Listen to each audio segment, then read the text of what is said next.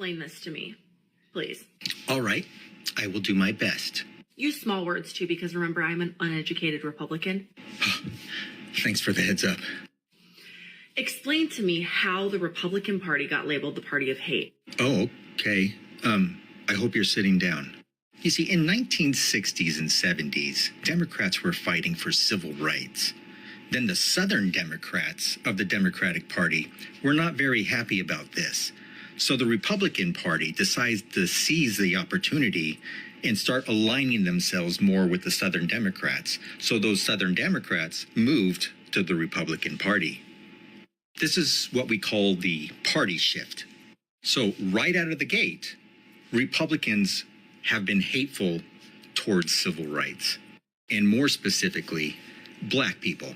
So then that's when the Southern Democrats, who are now Republicans, started claiming states' rights again, much like they did for the Civil War. And when that didn't go anywhere, they started passing laws that were tough on crime, but they primarily targeted Black people because Republicans think that all Black people are criminals. This hate and intolerance that the Republicans had started to build momentum, and more people were joining their cause. So that's when the Republicans decided to redefine the GOP. Then the 80s and Reagan came into play. And then the GOP started aligning themselves more with Christian fundamentalists. Then that's where the hate for the LGBTQ plus community came. So now we have Black people, LGBTQ plus. Oh, and let's not forget the hate towards women. They wanted to overturn abortion rights. And this hate was being fueled by religious leaders like Pat Robinson and Jerry Falwell. And they saw with Reagan and his popularity that their party was growing even more. So they knew that hate was working. So they added to the list. And after George Bush Sr. was elected, Iraq attacked Kuwait, so then we attacked Iraq. That's when Republican hate towards Muslims started, but it didn't really get cemented in until 9/11. After 9/11, all of a sudden, Republicans hated immigration. Even those who were Reagan Republicans all of a sudden started wanting to build walls on our borders, even though Reagan was all against walls. He spent his whole life trying to tear down the Berlin Wall and then said in a speech that walls don't work.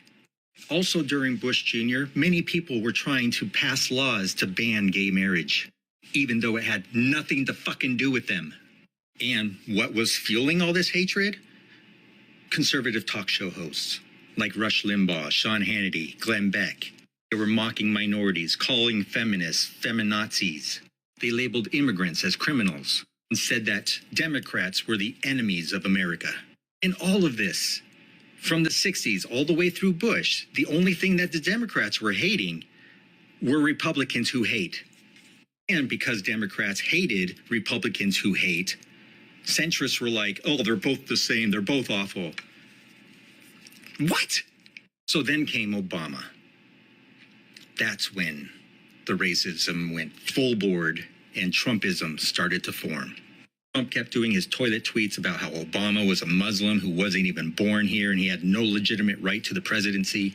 And Trump supporters back then were just as stupid, believing anything that came out of his mouth, even though Obama provided proof that he was a citizen.